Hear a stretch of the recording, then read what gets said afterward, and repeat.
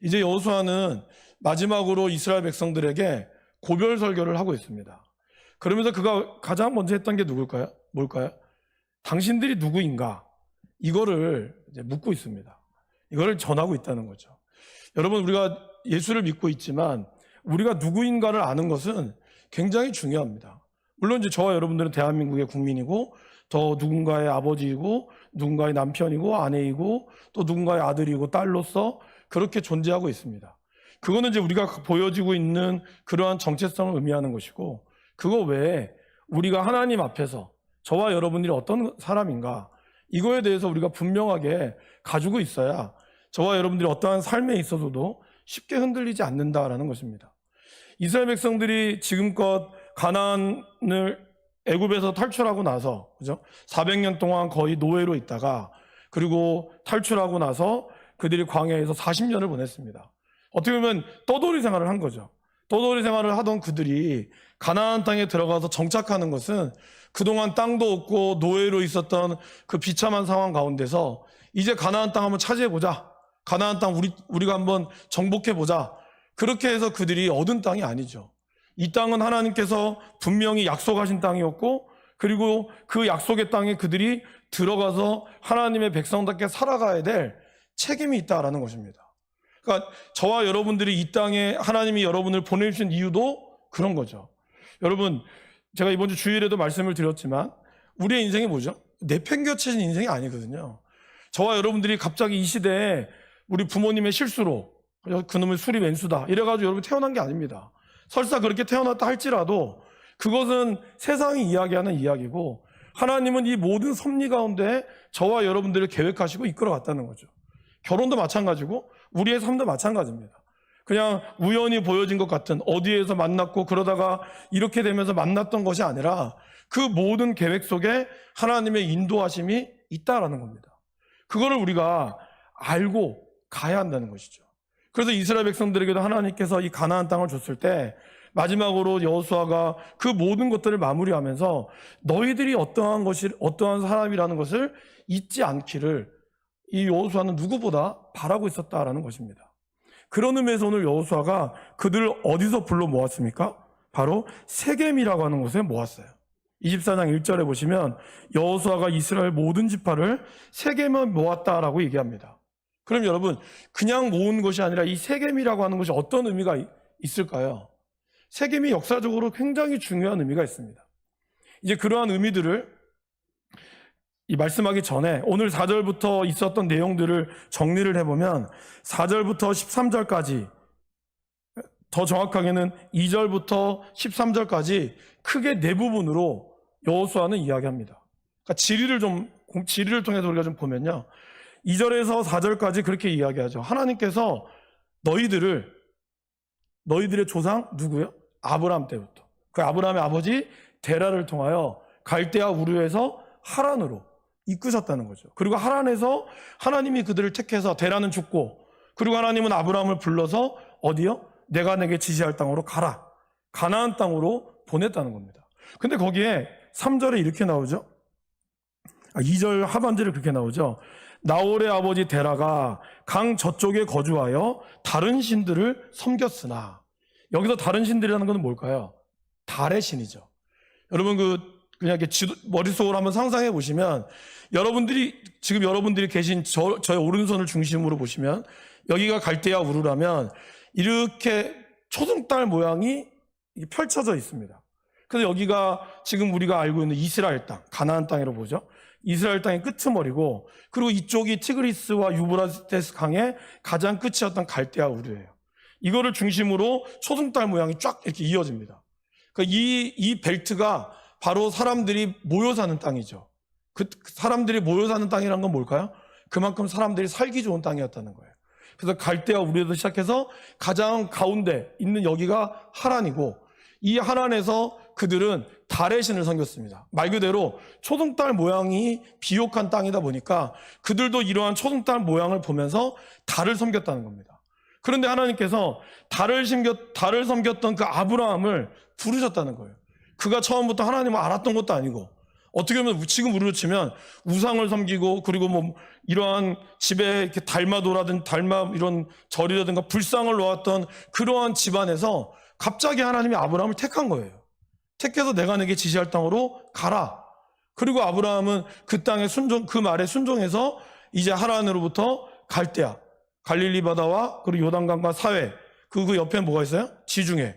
이 사이에 있는 가나안 땅에 그들이 하나님께서는 그 땅을 보여주시고 그곳에서 하나님이 약속하신 이삭을 주셨다는 겁니다.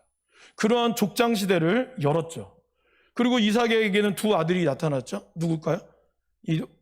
얼굴이 붉다라고 해서 이름한 에돔, 에서였고, 그리고 야곱, 그의 형의 발 뒤꿈치를 잡은 그 야곱의 두 아들을 낳습니다. 그러나 하나님께서 택하신 백성은 야곱이었고, 그래서 하나님은 그 야곱을 통해서 어디로 내려가게 하십니까? 애굽으로 내려가게 하시죠. 그래서 그러한 400년의 시간들을 통해서 하나님은 이스라엘 백성들에게 약속했던 수많은 자녀들을 주고자 하는 것이 애굽에서 인큐베이터 같은 역할을 했다라는 겁니다.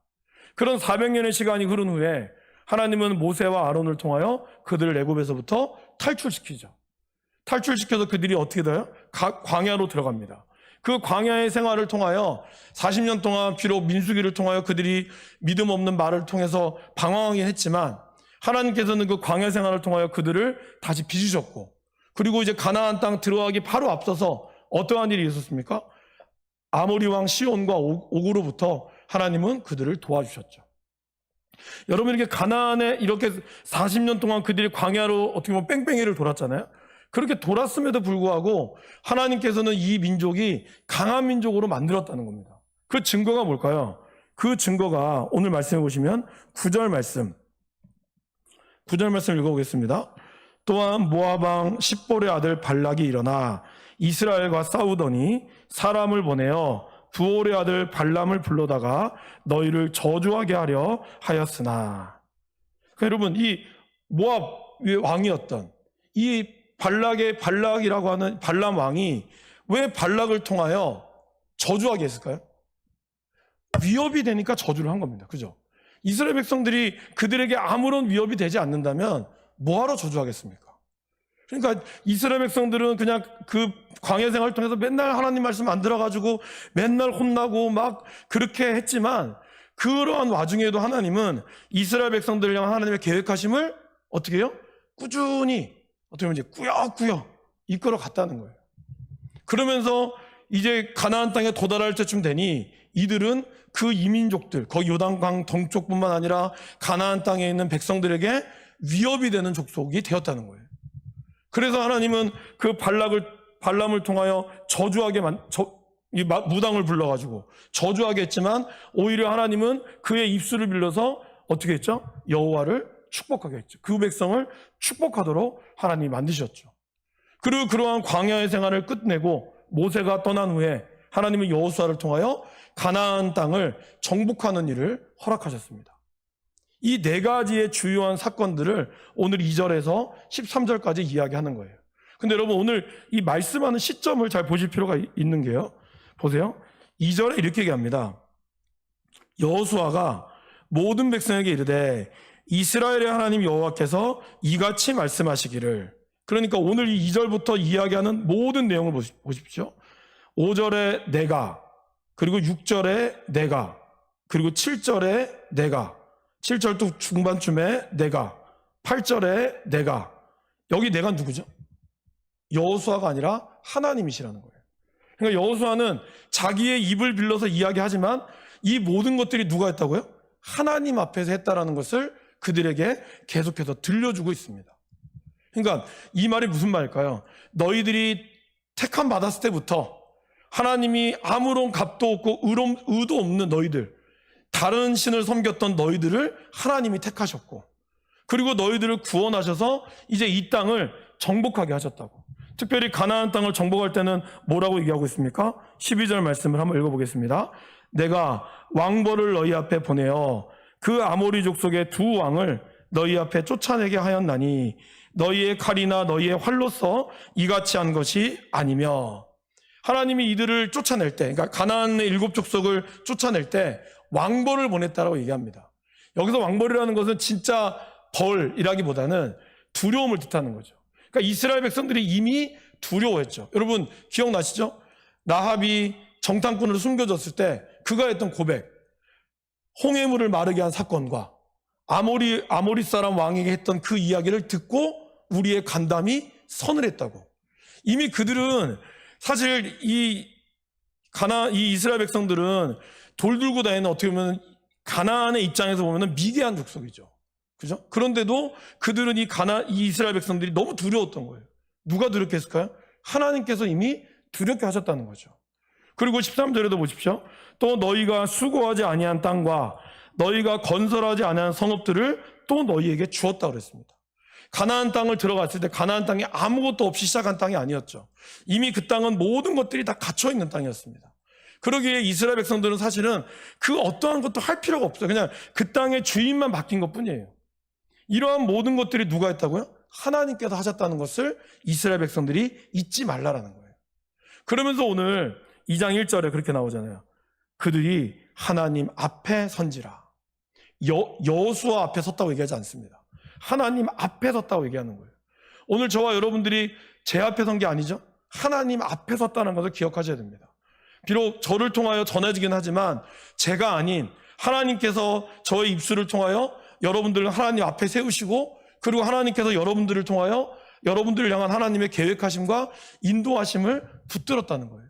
그러니까 우리가 하나님의 말씀을 들을 때, 우리가 이 기도하고 나아갈 때 그것이 언제나 하나님 앞에 서 있다는 것을 우리가 언제나 기억해야 한다는 것입니다. 반대로 저도 제가 설교하지만 제 생각이 아니라 하나님 앞에 서 있다는 사실을 제가 늘 기억하고 있다는 것이죠. 제가 제 생각을 막 적어서 성도님들하고 어떻게 하면 목사 말을 잘 듣게 할까? 이러면 사꾼 목사가 되는 거죠. 하나님의 말씀이 저에게 들려지도록 기도하고 또 묵상하고 그러면서 두렵고 떨리는 마음으로 설 수 있도록, 그렇게 설 수 있도록 여러분들이 또 저를 위해서 기도해 줘야 되죠. 이런 것이 잘 이루어졌을 때 하나님의 말씀이 저에게도 들려지고 또 이 말씀이 여러분에게도 같이 들려져 가는 것입니다. 자, 그렇다면 여러분, 오늘 왜 여호수아는 세겜이라는 곳에 섰을까요? 이 세겜이 도대체 어떤 것일까요? 세겜은 바로 달의 신을 섬겼던 아브라함이 가장 먼저 가나안 땅에 도착했을 때 섰던 곳이 바로 이 세겜 땅이라는 겁니다. 우리 창세기 12장 한번 살펴보실까요? 창세기 12장입니다.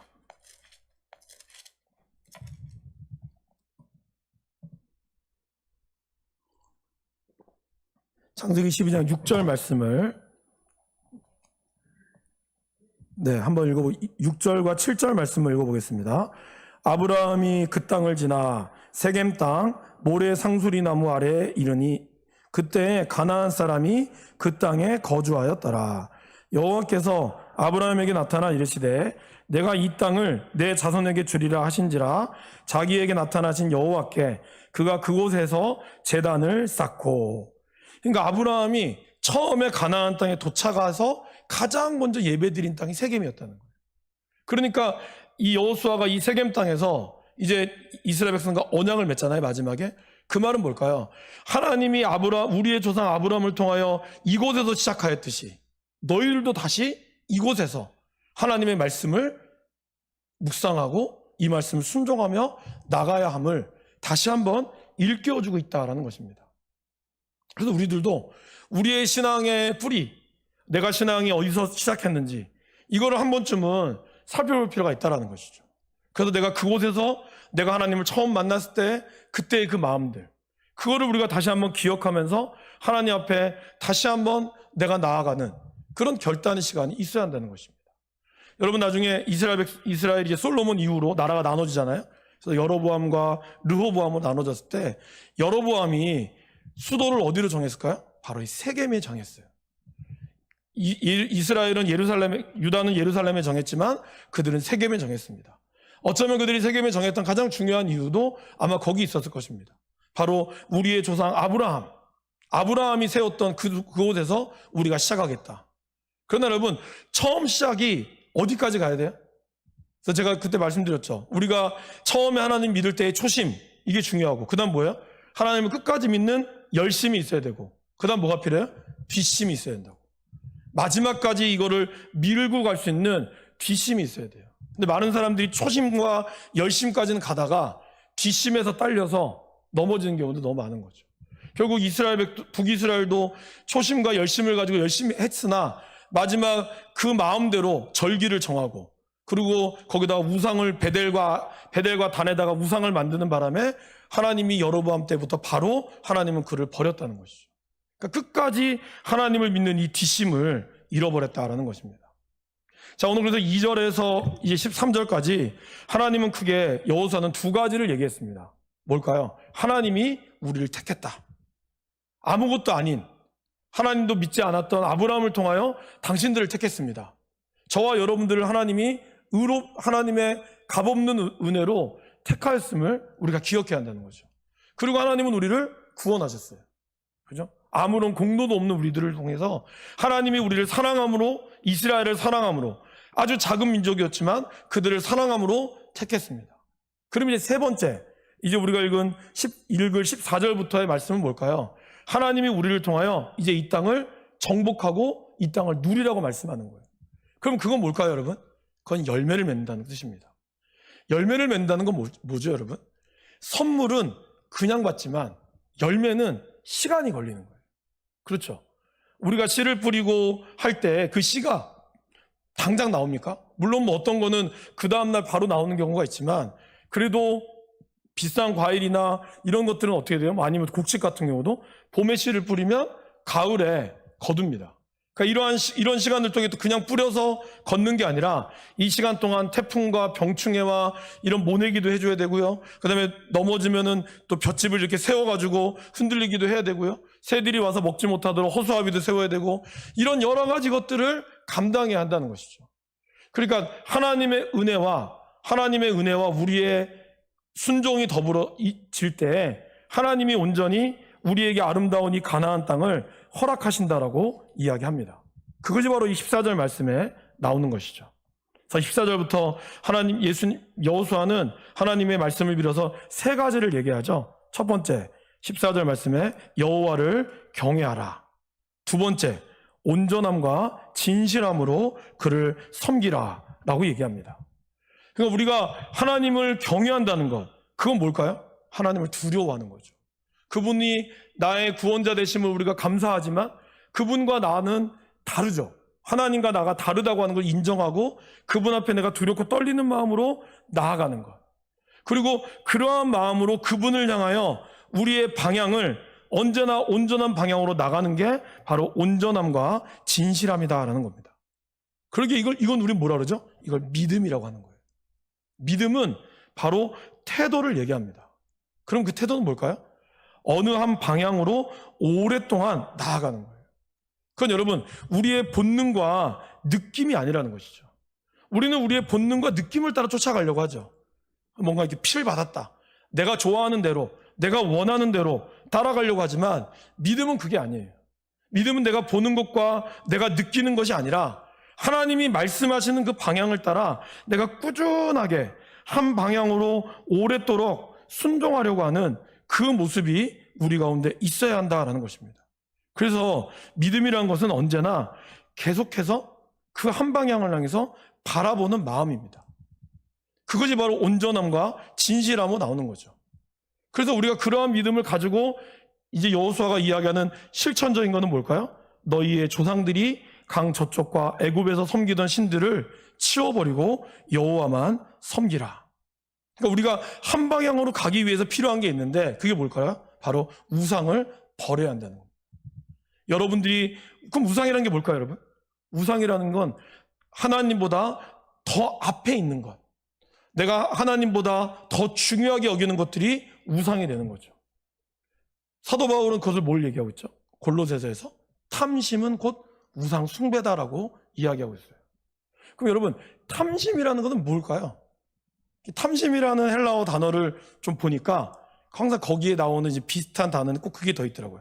더라는 게 더 있어요. 그러니까 탐심이라는 거는 쉽게 얘기하면 내가 지금 가지고 있는 것보다 더 가지려는 마음이라는 거죠. 내가 필요 없는데도 더 가지려고 하고 그러다 보니까 나눠주지도 않아요. 내가 분명히 이게 있음에도 불구하고 더 많은 것들을 가지고 있는 거죠. 제가 오늘 우리 교회 이렇게 방수공사를 오늘 하셨거든요.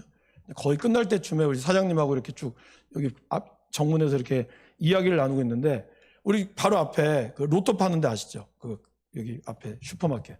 거기에 제가 제가 차를 잘 모르는데 어쨌든 굉장히 비싼 외제차를 타신 분이 우리 교회 그 이쪽 구석 되게 차를 딱 세우더라고요.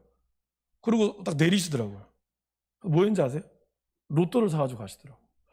그러니까 물론 뭐 살 수는 있죠. 근데 제가 든 생각에, 야, 저분은 돈도 많은 분이 또 왜 저걸 또 해서 얼마나 대박을 노리려고 저러실까. 그래서 이 말씀을 준비하고 있는 도중이기 때문에 그게 더 눈에 확 들어오는 거예요. 우리에게 과연, 그러니까 우리가 얼마만큼 많은 돈을 가지고 있어야 우리가 진짜 만족할 수 있을까? 분명히 주기도문은 그렇게 얘기했잖아요. 하나님, 우리에게 일용할 양식을 주옵시고, 다른 말로 표현하면 필요한 양식을 주옵시고란 뜻인데, 그러면 하나님은 우리의 분명히 필요를 채워주시는 분인데, 그러면 우리의 필요는 과연 어딜까지일까? 그죠? 우리는 이 모든 것을 가지고 있음에도 불구하고 여전히 더 많은 것들을 노리고 있다는 겁니다. 여러분, 보세요. 한쪽에서는 음식물 쓰레기가 산더미처럼 넘칩니다. 그죠? 정말 너무 배불러서 버려요. 근데 아프리카나 반대쪽에서는 없어서 굶어 죽어요. 분명히 이것들이 균등화될 수 있음에도 불구하고 한쪽은 남아서 버려야 되는 상황이고 한쪽에서는 부족해서 굶어 죽어야 되는 상황이 계속해서 일어나고 있다는 겁니다. 이 모든 것들이 뭘까요? 바로 우리의 탐심으로부터 나오는 모습이다라는 것입니다. 잠언을 한번 살펴보겠습니다. 잠언 30장 15절 말씀입니다.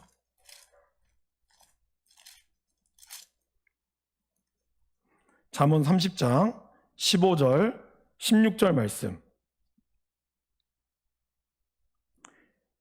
같이 한번 읽어보겠습니다. 잠언 30장 15절 16절입니다. 거머리에게는 두 딸이 있어 다오다오 하느니라. 족한 줄을 알지 못하여 족하다 하지 아니하는 것 서넛이 있으니 곧 수올과 아이 베지 못하는 태와 물로 채울 수 없는 땅과 족하다 하지 아니하는 불이니라. 이 잠언의 말씀이 그겁니다. 거머리에게는 두 딸이 있는데 맨날 달라달라 하는 거예요. 족한 줄 알지 못하는. 근데 그 족한 줄 알지 못하는 것을 비유하면서 서넛이 있는데 그 중에 가장 먼저 뭘 얘기하고 있어요? 수올. 지옥이죠. 곧 지옥의 정의는 그렇다는 겁니다. 늘 받아도 만족함이 없는 상태. 만약에 여러분들이 있음에도 불구하고 그럼에도 불구하고 여전히 나는 배고프다. 마치 어떤 감독처럼 그런 말로 하나님 이것도 필요하고 저것도 필요하고 하고 있다면 어쩌면 그것이 우리에게 수월이 될 수 있다라는 것입니다. 그렇다면 여러분, 우리가 이러한 탐심을 이겨낼 수 있는 유일한 방법은 뭘까요? 사도 바울은 또 그걸 알려주죠. 그의 영적인 아들 디모데에게 뭘 얘기할까요? 자족하는 마음이 있으면 경건에 유익이 된다. 다른 말로 얘기하면 감사하는 마음이 있으면 우리는 탐심을 이기는 힘이 있는 것이다 라는 것입니다. 그래서 어떤 이제 문구를 제가 오늘 봤는데 저를 한번 따라해 보실까요? 좋아하는 것을 가지려는 삶에서 가진 것을 좋아하는 삶으로, 네, 이렇게 바뀌어야 한다는 거죠. 다시 얘기하면 좋아하는 것을 가지려는 나의 삶. 내가 이게 좋잖아요? 그럼 이거 무조건 가져야 돼. 이러한 삶이 아니라 내가 지금 가진 것을 좋아하는 삶으로 바꿔야 한다는 거예요. 근데 우리들은 내 눈에 보기 좋고 있지만 내 눈에 보기 좋으면 또 살려고 하는 거죠. 근데 이미 가지고 있지만 그것보다 내가 눈에 보이는 곳을 따라 나아가면 우리는 늘 불만일 수밖에 없다라는 것이죠. 몇백을 벌어도, 아니 몇천을 벌어도 내가 그걸 가지지 못함으로 인하여 오는 불만이 이미 가진 것으로 인한 것보다 못한다는 겁니다. 그래서 이미 있는 것에 감사할 줄 모르는 사람은 주신 것에도 감사할 줄 모른다라는 말이 있습니다. 이미 우리에게 주신 것을 감사할 수 있을 때 우리는 주신 것에도 감사할 줄 아는 삶이 된다라는 것입니다. 마태복음 14장에 보면 예수님이 이제 사람들이 막 몰려오니까 말씀을 전하다가 그들이 어떻게 하죠, 여러분? 이제 해가 지고 점점점 이제 배가 고파오니까 제자들이 걱정이 되는 거죠. 그러면서 예수님, 이제 해도 지고 이 많은 사람들, 그게 장정만 5,000명이었잖아요. 남자만 5천 명인데 이들을 어디서 먹여야 됩니까? 바깥에 나가서 좀 그 도시에 들어가서 밥 먹고 오게 하시죠. 근데 예수님이 뭐라 그러냐면, 야, 너희들이 먹을 걸 나눠줘라. 그때 제자들의 반응이 뭐예요? 주님, 이 사람들을 다 먹이려고 하면 좋게도 아무리 부족해도 200데나리온은 듭니다. 그게 이제 우리로 치면 3천만 원 정도 되는 거예요. 하루 일당이 1데나리온이니까. 그래서 우리 신영사 장로님 그러시더라고요. 요즘 일당이 15만 원이래요. 그죠? 15만 원 계산해서 이 200달러 계산해서 3천만 원 좀 되더라고요. 그러니까 3천만 원이나 되는 돈을 제자들이 지금 있겠느냐는 거죠. 없죠. 근데 그때 안드레가 소년으로부터 주님, 여기 보리떡 5개와 물고기 2마리가 있는데 이거 가지고 될까요? 라고 가지고 온 거예요. 근데 그때 예수님이 어떻게 하셨죠? 여러분 기억나십니까? 예수님이 이것을 들고 축사하시며 기도했다 그랬어요. 축사란 게 무슨 뜻이죠? 감사했다는 뜻이에요. 찬양했다는 뜻이에요.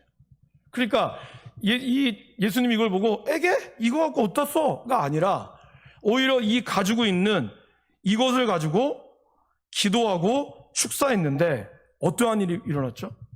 5천 명을 먹이고도 남는 역사가 있었다라는 겁니다. 여러분 보세요. 기적을 일으킨 후에 감사한 것이 아니라 보잘것없지만 이 보잘것없는 거에 감사함이 일어났을 때 하나님께서 기적을 보여주셨다라는 것입니다. 그러기에 감사라고 하는 것은 오매불망 소원을 이루었을 때만 할 수 있는 것이 아니라는 거예요. 여러분 정말 간절히 원했는데 그것을 하나님이 이루어줬어요. 물론 그때도 당연히 감사하죠. 그러나 그것만이 감사가 아니라 아주 자그마한 것이라 할지라도 그거에 내가 감사의 눈을 발견할 수 있으면 하나님은 그 감사를 통하여 놀라운 기적을 주신다는 겁니다. 그래서 아쉬운 일부에 눈이 멀면 이미 주신 전부에도 눈이 멀고 만다는 거예요. 하나님이 있었던 이 아쉬운, 요거 아주 아쉽다, 조금밖에 없어서 그거에 내가 눈이 멀잖아요. 그럼 이미 주신 전부에도 우리 눈이 먼다라는 것입니다. 그러기에 저와 여러분들이 이 우상을 버리기 위한 거, 여러분들이 지금 내가 하나님보다 더 중요하게 여기는 것을 버리는 것은 이거를 주신 하나님 앞에 나의 감사가 아주 작더라도 그 감사를 잃지 않아야 한다라는 것입니다. 그것이 바로 우리가 이 탐심을 이겨낼 수 있는, 우상 숭배를 벗어날 수 있는 힘이다라는 것을 여호수아는 이야기합니다. 그리고 이제 여호수아는 얘기하죠. 선택을 요구합니다. 우리 15절 말씀을 한번 읽어보실까요? 만일 여호와를 섬기는 것이 너희에게 좋지 않게 보이거든 너희 조상들이 강 저쪽에서 섬기던 신들이든지 또는 너희가 거주하는 땅에 있는 아모리 족속의 신들이든지 너희가 섬길 자를 오늘 택하라. 오직 나와 내 집은 여호와를 섬기겠노라 하니. 여호수아는 리더였고 그래서 섬기라라고 이야기하고 있으면서 15절에는 딱 얘기합니다. 선택하라고. 여러분 우리 인생은 제가 늘 말씀드리죠. 우리 인생은 늘 선택의 연속이라고. 아마 여기를 오는 것도 여러분들은 선택해서 오셨을 거예요. 당연히 수요일이니까 당연히 오신 분도 계시겠지만 어떤 분들은 오늘 가볼까? 안 가볼까? 이런 선택을 통하여 오신 분도 계실 거예요. 그러니까 우리의 인생은 언제나 그 선택의 연속인데 그 선택들이 하나하나의 선택들이 모여서 우리를 좌우한다는 거죠. 근데 오늘 선택을 할 때 여호수아가 했던 말이 있어요. 뭘 주목해야 될까요? 너희가 섬길 자를 오늘 택하라는 거예요. 생각하지 말라는 거예요. 오늘 내가 너희에게 이렇게 하나님의 말씀을 전한다면 그것이 너희가 믿어지면 아멘으로 선택하라라고 이야기를 합니다. 제가 2주 전인가 그날이 오늘입니다라는 설교를 한 적이 있죠. 그죠? 여러분 오늘 우리가 그날이 오늘입니다라는 이 말은 뭘까요? 오늘 지금 여기에 우리가 서 있는 거죠. 사실 우리가 그날 기대하는 그날이 있습니다. 여러분들 나름대로 저도 기다리는 그날이 있어요. 우리 교회가 또 정말 멋진 곳에 가서 다시 한번 세워지는 것, 또 우리 성도님들이 정말 하나님의 말씀으로 세워지고 그래서 귀한 일꾼들이 많아지는 것, 그걸 기대합니다. 그런데 아마 여러분들도 여러분들의 자녀뿐만 아니라 여러분들이 기도하는 소원들이 이루어질 그 날을 꿈꾸는 것입니다. 좋습니다. 근데 여러분 그걸 아셔야 돼요. 그날을 위해서 오늘 나의 순종이 필요하다는 거예요. 오늘 나의 순종이 하지 못하면 내일도 모레도 없다는 겁니다. 오늘 내가 순종해야 그날이 오는 것이고 오늘 내가 순종을 하고 해야 내일과 모레가 하나님이 예비하신 날들을 우리는 경험할 수 있다라는 것입니다. 제가 망미 도서관에 얼마 전에 책을 하나 신청했거든요. 욕이 아닙니다, 여러분. 책 제목입니다. 오해하지 마세요. 책 제목이 이렇습니다. 왜 아가리로만 할까? 이게 책 제목이에요. 다시 말씀드릴게요. 왜 아가리로만 할까? 아가리 아시죠? 잎. 네, 그게 책 제목입니다. 2021년도 노벨 문학상을 받은 책이에요. 이 책에 이제 부제가 이렇게 나옵니다. 오늘도 해야지 하며 하루를 보낸 당신에게 나온 책입니다. 그래서 그 책 제목이 너무 좋아서 도서관에 있나 검색해보니까 안 나오는 거예요. 제가 바로 신청을 했어요. 망미도서관에. 그래서 여러분 혹시 나중에 나오면 제가 제일 먼저 읽고 여러분들 시간 나면 읽어보시기 바랍니다. 그러니까 그 내용은 그거죠. 늘 우리는 내가 오늘 살 빼야지. 그렇게 하면서 오늘까지만 통닭을 먹고 내일부터 빼자. 이렇게 해서 10년을 가신 분들이 있어요. 저를 비롯해서. 그래서 우리는 그렇게 하잖아요. 근데 믿음도 그럴 수 있다는 거죠. 내가 내일부터 열심히 기도해야지. 오늘은 아니고. 여러분, 내일 내가 1시간 기도해야지 말하지 말고 오늘 1분을 기도하는 게 더 중요합니다. 내가 다음 주부터 열심히 봉사해야지가 아니라 오늘 내가 할 수 있는 봉사를 하는 게 더 중요하다는 것이죠. 많은 사람들이 입으로는 뭐든지 다 하지만 그러나 정작 내 삶의 발걸음들을 거두지 못한다는 거죠. 주님이 38년 된 베데스다 면목가에 있는 있는 사람에게 네가 낳고자 하느냐? 주님, 넣어줄 사람이 없어서 저 못 들어가고 있어요. 예수님 뭐라 그러죠? 일어나 걸으라 그랬거든요. 근데 그때 그 사람이 주님 감사합니다. 근데 제가 오늘 좀 컨디션이 안 좋아가지고 제가 내일 일어날게요. 이 사람 못 일어나는 거예요. 평생 못 일어나는 겁니다. 하나님이 말씀할 때 그 말씀을 아멘으로 받아들이면 그 말씀을 내가 오늘 어찌됐든지 간에 내가 나아가는 것. 그것이 우리가 믿음의 태도고 그 말씀이 중요하다라는 겁니다. 지금 이제 우리 여러분들 많이 보셔도 아시겠지만 한참 밀양의 사건들을 우리가 계속 봅니다. 근데 저도 이제 좀 안 보려고 했는데 너무 안타까워서 근데 이제 거기서 내용 중에 제가 좀 주목했던 게 뭐냐면 이걸 이제 조사했던 유튜버가 그런 얘기를 하더라고요. 이들의 나름대로의 공통점이 있다. 뭐냐? 페이스북이라든지 SNS를 보면 이들 그렇게 나쁜 짓을 했음에도 불구하고 이 페이스북이나 무슨 카카오톡 앞에 인사말 같은 데잖아요. 이런 거 보면 명언을 써놨다는 거예요. 아주 멋있는 말 있죠. 인생은 뭐다. 이렇게 누가 들어도 정말 멋있는 사람. 그렇게 비춰주고 싶었던 것 같아요. 근데 정작 자신은 그렇게 살지 못하는 거죠. 아마 우리도 우리 인생에 좋은 멋진 명언 하나 있으면 아마 여러분들 핸드폰이든 여기다 기록하고 싶을 겁니다. 중요하죠. 근데 여러분 그것을 내가 나의 삶으로 나아가는 것, 이것이 사실은 더 중요하다는 것이죠. 100마디의 명언을 아는 것보다 한마디의 그 명언을 내가 지키는 것, 10개의 성경 구절을 아는 것보다 한 가지의 말씀을 암송하고 그 말씀을 향하여 꾸준히 나아가는 그것이 어쩌면 더 생명력이 있다라는 것입니다. 오늘 여호수아는 그렇게 요구하는 거예요. 그러면 네가 오늘 택하라. 그때 이 이스라엘 백성들이 뭐라고 얘기하죠? 18절 말씀 읽어보겠습니다.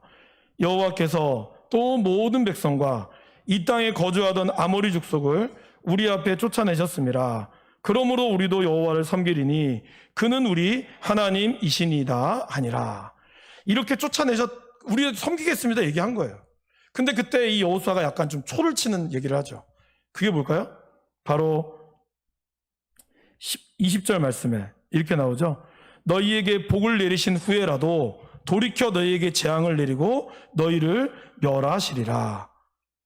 그때 백성이 여호수아에게 말하되 아니니이다. 우리가 여호와를 섬기겠나이다 하는지라. 19절에 이렇게 얘기하죠. 이렇게 얘기하니까 여호수아가 백성에게 이르되 너희가 여호와를 능히 섬기지 못할 거야. 이 말을 합니다. 아니 이왕이면 이렇게 좀 결심을 하면 그래 할 수 있어. 칭찬은 고래도 춤추게 한다는데 이왕이면 그렇게 했으면 얼마나 좋겠어요. 근데 왜 여호수아는 어떻게 보면 이렇게 부정적인 말을 할까요?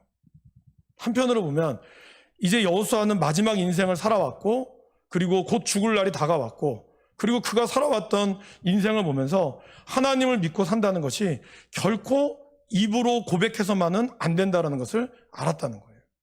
그러니까 너희들이 이 말이 대단하지만 그러나 이것이 결코 쉽지는 않다는 것을 반드시 기억하라고 이 말을 하고 있다는 것이죠. 그래서 뭐가 필요할까요, 여러분? 단호한 결의가 필요하다는 겁니다. 그래서 예수님을 쫓아오려고 하는 예수님께서 가늠한 여인을 거긴 너희들 죄 없는 자 돌로 치라. 이렇게 하면서 사람들이 다 물러갔잖아요. 그런데 또 예수님을 죽이려 사람들이 막 왔어요. 그때 예수님께서 그들과 막 이렇게 당신 예수님 누굽니까? 도대체 누구길래 이렇게 이야기합니까? 제발 좀 당신 누군지 알려주세요. 했을 때 예수님이 그랬잖아요. 나는 하나님이다. 나는 하나님과 나는 하나다. 그때 사람들이 예수님을 돌로 쳐 죽이려고 그랬죠. 그리고 그때 예수님은 그들을 피해서 베레아라고 하는 지역으로 갑니다. 베레아라고 하는 지역으로 갈 때 수많은 사람들이 예수님을 쫓아와요. 근데 그때 예수님께서 쫓아오는 이들을 통해서 잘 왔다라고 얘기하지 않고 예수님 뭘 얘기하셨을까요? 대가 계산을 하셨어요. 무슨 말일까요? 너희들 나를 쫓아오려면 너희의 집과 친척과 이 모든 것을 다 버리고 와야 된다. 너희가 십자가를 지려고 하지 않고 나를 따라오려면 너희들 안 된다는 거예요. 그러니까 나를 따라오는 것이 어마어마한 축복이지만 그냥 결심만으로는 안 된다는 거예요. 하다못해 당신들이 집을 지을 때 방을 하나 리모델링 할 때도 돈 계산하지 않습니까? 이거 리모델링 하는데 뭐 몇 천만 원 들겠네, 몇백만 원 들겠네. 그럼 우리 집 돈이 얼마가 있으니까 뭐 은행 대출을 해야 되는지 대출을 받아야 되는지 이거 확인하고 하는데 하물며 여러분의 인생을 거는 여러분이 영생의 집을 짓는 그 일에 아무런 계산 없이 오지 말라는 거예요. 여호수아도 똑같은 말을 한 겁니다. 너희들이 지금은 내가 따라가겠습니다 하지만 그것이 결코 만만치 않다는 거예요. 그것이 결코 쉽지 않겠다라는 겁니다. 그러게 우리는 뭐가 중요하다고요? 당장의 세상을 바꾸겠다라고 하는 그 비전도 중요하지만 이것을 이루기 위해서는 오늘의 이 한 걸음이 더 중요하다는 거예요. 오늘의 이 한 걸음, 저와 여러분들이 오늘 이 수요예배에 왔던 이 한 걸음, 내일 새벽을 또 여러분 다짐하고 있다면 그 새벽에 나오는 그 한 걸음, 또 내일 여러분들이 말씀을 읽겠다면 그 말씀을 읽겠다는 그 한 걸음, 그 한 걸음을 우리가 해나갈 때 비록 더딜지라도 하나님께서 그 걸음걸음 가운데 우리에게 역사하신다라는 것입니다. 그것이 오늘 여호수아 1장부터 24장까지의 자기의 경험과 자기의 삶을 통하여 우리에게 보여주시는 마지막 메시지였다라는 것입니다. 그러면서 여호수아는 그의 눈을 감습니다. 사랑하는 여러분, 언젠가 우리도 여호수아처럼 되겠죠. 언젠가 우리도 눈을 감을 때가 올 것입니다. 그때 여러분들이 오늘 여호수아가 그러잖아요. 너희들 택할 자를 택해라. 오늘 나와 내 집은 여호와를 택하겠다고. 여호수아 이 확신 있는 대답. 그것은 그가 110년을 살아오면서 변함없어진 하나님에 대한 믿음 때문에 가능했다는 것이죠. 저와 여러분들의 마지막 순간에 내가 정말 지금까지 하나님의 은혜 가운데 살아왔으니 나에게 의의 면류관이 예비되어 있고 그러기에 나는 온전히 하나님 앞에 섰고 당신들도 하나님 앞에 서기를 바랍니다. 그 걸음걸음들을 우리가 잘 고백하며 나아갈 수 있는, 그러기 위해서 오늘 이 하루를 여러분들이 소중히 여기시고 이 한 걸음을 여러분들이 귀하게 여기시고 잘 감당할 수 있기를 간절히 축원합니다.